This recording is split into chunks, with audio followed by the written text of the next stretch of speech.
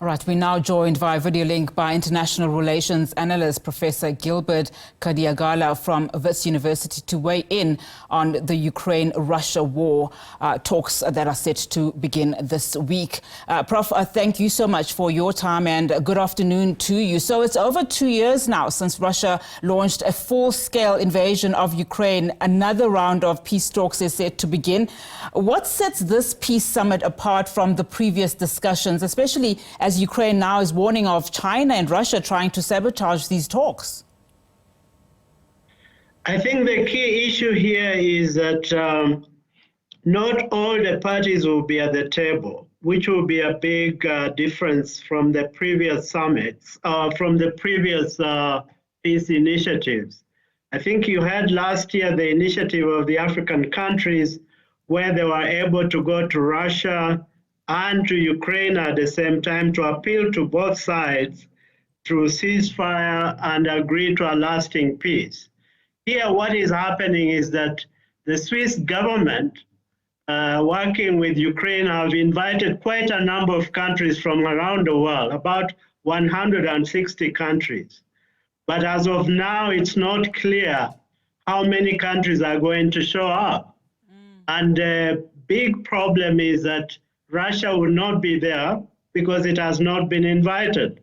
And that was a deliberate move by Ukraine and the Swiss, so that you have countries that are largely non-aligned or countries that are outside Europe to come and coalesce around a summit that is going now to push for a peace process. So I don't really see much coming out of this conference because it is just a collection of countries coming to listen maybe to Ukraine, explaining once again the grievances it has against Russia.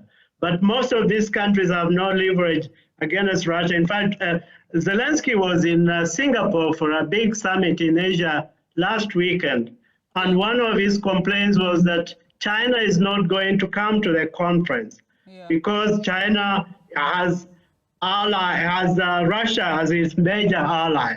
And if you have countries like China not showing up, the US may show up, but with a very, very, very low-key delegation, that it's not really going to make much difference in terms of bringing peace to Ukraine. Prof, just talking about those countries that won't be there and mentioning, of course, the U.S., we do understand U.S. President Joe Biden, as well as his VP Kamala Harris, will not be attending the talks, due to domestic issues. We, of course, know that there's an election that's due to happen in that country. But what impact will their absence make, in trying to find a lasting solution in this particular war? I'm asking that question because, as you say, not a lot of the countries that are needed will be there. So why even have this conference? The conference was just a suggestion, I think, by the Swiss that they would, in fact, bring more countries to the table. And by bringing more countries to the table, it would signal the determination of these 100 and so countries to the importance of peace. But my point here is that we are missing a very big block on the peace process, which is the Russians are not going to be there. And then Ukraine's allies, a lot of them are not going to bring high-level delegations. So what is the point of this summit? Only one country, Cape Verde, has in fact said it is going to attend, one African country that has indicated is going to attend. We don't know how many African countries will be there. So this initiative is very clearly not very seriously going to make any difference in the war. But it's also driven by the fact that Ukraine is doing very badly in the war.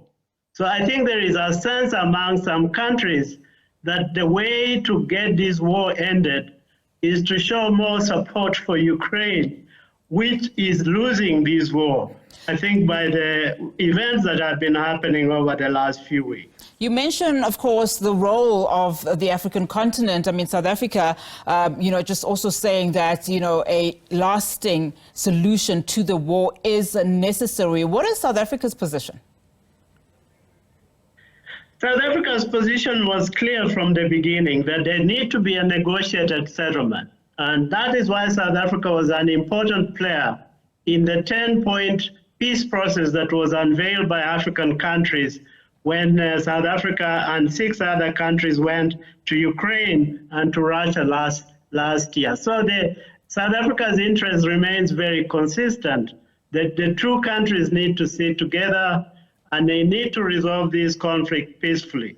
Of course, there are still huge differences between the two countries, but the only way you bridge those differences if you get the two parties to the table. This summit is not going to get those two belligerents to the table. It is going to be a unilateral, one-sided summit. And therefore, that's why I'm saying I really don't see its value. Prof, thank you so much for weighing in on this conversation. Really do appreciate it. Professor Gilbert Khadiagala there from Wits University. Of course, this is in the lead up to that Ukraine peace summit that will be happening in Switzerland. And as the professor said, given that the key role players will not be around the table, one wonders the impact of this conference and what it will have on the Ukraine-Russia war.